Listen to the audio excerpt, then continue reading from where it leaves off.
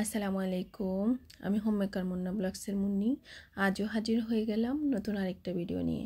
আশা করছি কাছে দূরের দেশ বিদেশ যে যেখান থেকে আমার এই ভিডিও দেখছেন বা দেখবেন সবাই ভালো আছেন। আমরা আলহামদুলিল্লাহ ভালো আছি। আজকে শুরু করে দিলাম আলু সেদ্ধ দিয়ে। তাই দেখেন আলুর মাঝখানে কিন্তু একটা মানে নষ্ট ছিল, নষ্ট না কেমন কালো একটা দাগ পড়েছিল। তো সেটা আসলে যখন আমি কেটেছিলাম কারেন্ট ছিল না, তাড়াহুড়ো করে কেটে নিয়েছি। আর চোখের অবস্থা এখন খুব খারাপ। চশমা ব্যবহার করে কাজ করি, কিন্তু চশমা ব্যবহার করতে করে আমি না হাঁটা চলা বা এদিক থেকে সেদিক তাকাতে গেলে আমার মাথা ঘুরে যায়, যার জন্য আসলে চশমাটা আমি সবসময় ব্যবহার করতে পারি না। তখন কি হয়, খালি চোখে করে নেই, আর কারেন্ট ছিল না। মোটামুটি ভাবলাম যে এগুলো তো ফালি করে নিচ্ছি কেবল, তো ফালি করে নিলাম। আর দেখতে পেলেন কেমন, তো সেটা তো ফেলেও দিলাম, সেটাও দেখতে পেলেন। তো আলুটা সেদ্ধ হয়ে গিয়েছে, ঠান্ডা পানি দিয়ে ধুয়ে রেখে দিলাম। সেটা ঠান্ডা হতে থাক, তারপরে ছিলে নেব। আর এই দিকে আমি একটা মশলা তৈরি করব। তো এখানে নিয়ে নিলাম সম পরিমাণ জিরা এবং ধনিয়া, মানে জিরাটা যে পরিমাণের, ধনিয়াটাও সেই পরিমাণে নিয়ে নিলাম। এটা এবার একটা শুকনো তাওয়ায় টেলে নিচ্ছি। একদম কালো কালো করে মানে টেলে নেব না, হালকা আছে মুচমুচে করে আমি টেলে নেব। একটা সুন্দর একটা গ্রান বের হবে, তারপরে আমি কিন্তু টালাটা অফ করে দেব। আর এমনিতেই রেখে দিলে তারপর হয় কি, এটা এমনিতে আরও মুচমুচে হয়ে যাবে। তো একটা প্লেটে আমি নামিয়ে নিলাম। এটা এবার ঠান্ডা হতে থাক, এবং আরেকটু মুচমুচে হয়ে যাবে। তো এটা দিয়ে আমি একটা মশলা তৈরি করব, আর সাথে দেব বিট লবণ। জানি না বুঝতে পেরেছেন কি না কি মশলা তৈরি করতে যাচ্ছি। আলুটাও তো সেদ্ধ করে নিয়েছি, সেটাও দেখেছিলেন। তো আমি আর একটু পরে বলি না। তো এই তিনটা মিশ্রণে, মানে যে ধনিয়া, তারপরে জিরা আর বিট লবণ মিশ্রণে একটা মশলা হবে। আর সাথে কিন্তু আমি দেখেন কি ভিজিয়ে রেখেছি, তেঁতুল। কুসুম গরম পানিতে ভিজিয়ে রেখে দিয়েছি। এবার তো নিশ্চয়ই বুঝতে পেরেছেন আমাদের বাসায় ফুচকা হবে। তো আর এদিকে ফুচকা ছিল, সেটাও আমি কিন্তু ভেজে নেব। তো ভেজে নিচ্ছি। আর ওইদিকে আমার জিরা ধনিয়াটা ঠান্ডা হতে থাক, তারপরে ব্লেন্ড করে নেব একসাথে, বিট লবণ সহ একসাথে ব্লেন্ড করে নেব। তো এই যে দেখেন, এগুলো ভাজতে গিয়ে আমার কাছে এত ভালো লেগেছিল। প্রত্যেকটা ফুচকা খুব সুন্দর করে ফুলে উঠেছে, একটাও কিন্তু মানে ফিউজ হয় নাই আর কি, মানে যে ফুলে নাই এমনটা হয় না, সবগুলো খুব সুন্দরভাবে ফুলে উঠেছিল।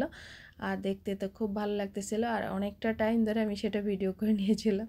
আর এখন সেটা স্পিড বাড়িয়ে একটু কমিয়ে দিয়েছি। তো আনিশাকে অবশ্য বলেছিলাম, আনিশা যেদিন আসছিল আর কি, সেদিন না, তারপরের দিন সন্ধ্যায় বলেছিলাম যে সন্ধ্যায় কী খাবে। তো ও মানে দোকান থেকে নিয়ে আসবো আর কি। ওই দিন আর আমি কিছু বাসায় তৈরি করি নাই। তো বলতেছিল ফুচকা খাবে। তো আমি বললাম যে না, ফুচকা বাসায় তৈরি করব, তাহলে তোমার ফুফা খেতে পারবে, আর বাড়ি থেকে ফুচকা খাবো না। তো আগামী দিনে ইনশাল্লাহ আমরা ফুচকা বানাবো। এখন আমরা তাহলে আলুপুরি নিয়ে আসি। তো সেদিন কিন্তু আলুপুরি নিয়ে আসছিল। তো আলুপুরিটা আমরা খেয়ে নিয়েছিলাম। তারপরে যেহেতু ওকে আমি কথা দিয়েছিলাম, আর তাছাড়া ওরও খেতে ইচ্ছে করতেছিল।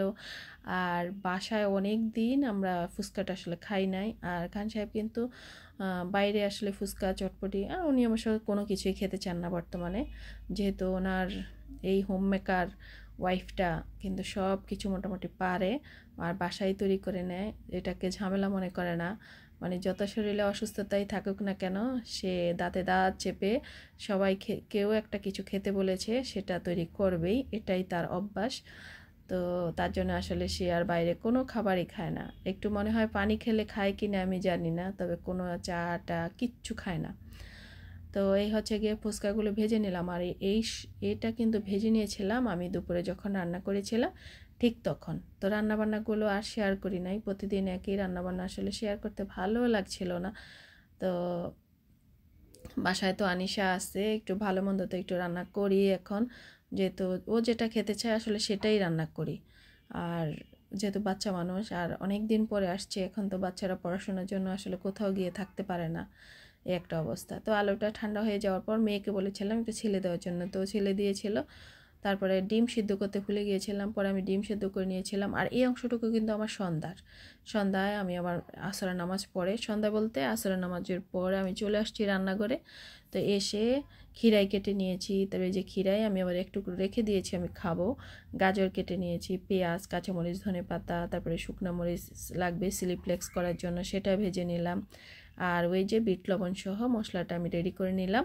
তো এখন এক এক করে সব কিছু আবার গুছিয়ে নিচ্ছি। তো এই মশলাটা আমি একসাথে অনেকটাই রেডি করে নিয়েছি। বিট লবণ যেহেতু আছে, মশলাটা দলে মানে যদি এমনিতেই খালি জায়গায় থাকে তাহলে দলা পাকিয়ে যেতে পারে। তো আমি এই বয়ামটা ফ্রিজে রেখে দেবো, তাহলে কয়েকদিন মানে অনেক দিন ভালো থাকবে। আর এমনিতেই কিন্তু ঝরঝরা হয়ে গিয়েছে। তো বিট লবণটা আমি সাথে দিয়ে দিয়েছি। আর এই মশলা দেখবেন যে চটপটি মশলার সাথে গায়ে কিন্তু লেখাই আছে কি কি থাকে। তো আমিও এইভাবে করে নিলাম। আসলে এটার মধ্যে বিট লবণের গ্রানটাই যা, আর জিরা ধনিয়ার গুঁড়া তো এমনিতেও দিতে হয়, তো সেটাই করে নিলাম। আর দেখেন এখানেও তো আমি কত টাকা বাঁচিয়ে নিলাম, ঠিক না? আর ওই যে বললাম খান সাহেব, তো আমার গত ভিডিওতে দেখেছেন খান সাহেবের কথা বললাম। তো উনি তো আসলে এখন বেকার মানুষ, আমাদের এখন কেবল খরচ আর খরচ, কোনো আয় নাই, 1 টাকা আয় নাই। তো আমি যতটুকু পারি যতটুকু আর কি কম খরচ করতে চেষ্টা করি। এখন আর আমার কোনো সঞ্চয় নাই, কারণ আয় থাকলে তো সঞ্চয়। তা আমি কেবল এখন হচ্ছে গিয়ে মানে খরচটা কমিয়ে নিতে চেষ্টা করি। আমার ধরনটা হচ্ছে গিয়ে অন্যরকম। তো এই যে সব কিছু আস্তে আস্তে এক এক করে দিচ্ছি আর হাত দিয়ে মেখে মেখে নিচ্ছি। পরে কিন্তু হাত অনেক জ্বলে ছিল, কিন্তু মজা করে একটু খেতে হলে একটু তো কষ্ট করতেই হবে, তো সেটাই করে নিচ্ছি। তো আমি এই যে ডিমটাও গ্রেট করে নিয়েছিলাম, তারপরে একসাথেই সব দিয়ে দিচ্ছি। আর দোকানে ফুচকার দোকানে খেতে গেলে তো প্লেটের মধ্যে সাজিয়ে দেয়, তো সেটা আর করার দরকার নাই। আলাদা আলাদা প্লেটার করতে যাব না, এটা টেবিলের উপরে রাখবো, যার যা ইচ্ছা যে যতটুকু খাওয়া ঠিক ততটুকু খেয়ে নেবে। আর ওই যে তেঁতুলের যে কাঠটাও বের করে নিয়েছিলাম, তারপরে একটা স্ট্যান্ডার দিয়ে ছেঁকেও নিয়েছিলাম, যাতে মানে তেঁতুলের ওই যে উপরে বাকল টাকল অনেক সময় থেকে যায়, সেটাও যেন না থাকে। আর তার তলানিতেও কিন্তু দেখবেন বাজার থেকে যেহেতু তেঁতুলগুলো কিনে আনা, কেমন যেন একটা কালো কালো তলানিতে কিছু একটা থেকেই যায়, তো সেটাও আবার ফেলে দিয়েছিলাম ছেঁকে টেকে। আর এমনিতে রেখে দিলেই কিন্তু সেটা নিচে পড়ে যায়, তখন উপর থেকে ঢেলে নিলেই হয়ে যায়। তো আমার ভর্তাটা কিন্তু রেডি হয়ে গেল। তো মটর কিন্তু আমার ফ্রিজে ছিল না আর কি, আগে সেদ্ধ করা ছিল, সেটা দিয়ে একদিনকে আমরা আবার এই যে গ্যারান বানিয়ে খেয়ে ফেলেছি। তো তার জন্য আর নাই, তাই দিলাম না, আর নয়তো থাকলে দিয়ে দিতাম। তবে ছোলা বুট ছিল, ছোলা এখানে দিলে কেমনটা লাগবে এটা ভেবে আর দিই নেই। তো এবার তার তেঁতুলের টকটা আমি রেডি করে নেব। তো ওই যে মশলাটা রেডি করেছিলাম সেখান থেকে 1 চামচ দিয়ে দিয়েছি, আর একটু চিলি ফ্লেক্স দিয়ে দিলাম, তারপরে একটু চিনি দিয়ে দেব। আর বিট লবণ পরেও আবার দিয়ে দিয়েছিলাম, লবণ আর আমি কিন্তু দিই নাই, বিট লবণটাই দিয়ে দিয়েছিলাম। আর এই যে এখন চিনি দিয়ে দিচ্ছি। আর এই টকটা আমার কাছে কেন জানি সেই দিন খেতে এত ভালো লেগেছিল। অনেকে ভাববেন আমি নিজে বানিয়েছি বলে কেবল নিজে প্রশংসা করতেছি, আসলে ঠিক তা না। আপনারা আমি যেভাবে তৈরি করেছি এভাবে তৈরি করে দেখবেন, সত্যি খেতে ভালো লেগেছিল। আর সবচেয়ে কথা হচ্ছে আপনার মনের একটা আত্মতৃপ্তি থাকবে, আপনি নিজ হাতে তৈরি করেছেন, এটার মধ্যে কোনো ভেজাল নেই। আপনার প্রিয় পরিবারটাকে একটা ভেজাল মুক্ত খাবার, একটা ফ্রেশ খাবার মানে সামনে দিতে পেরেছেন, এটাই সবচেয়ে বড় আত্মতৃপ্তি আপনার। তো এই যে টকটা কিন্তু রেডি করে নিলাম, লেবু ছিল না, নয়তো একটু লেবুর রসও দিয়ে দিতে পারতাম। তো একটু চিলি ফ্লেক্স আছে, এটা রেখে দিচ্ছি, এটা অন্য কোনো কাজে আবার লেগে যেতে পারে, তো তার জন্য আসলে রেখে দিলাম। আর যেহেতু শুকনো করে নেওয়া, তো ইচ্ছে করলে ফ্রিজও রেখে দেওয়া যেতে পারে, নয়তো মানে 10-15 দিন এমনিতে থাকলে কোনো সমস্যা হবে না।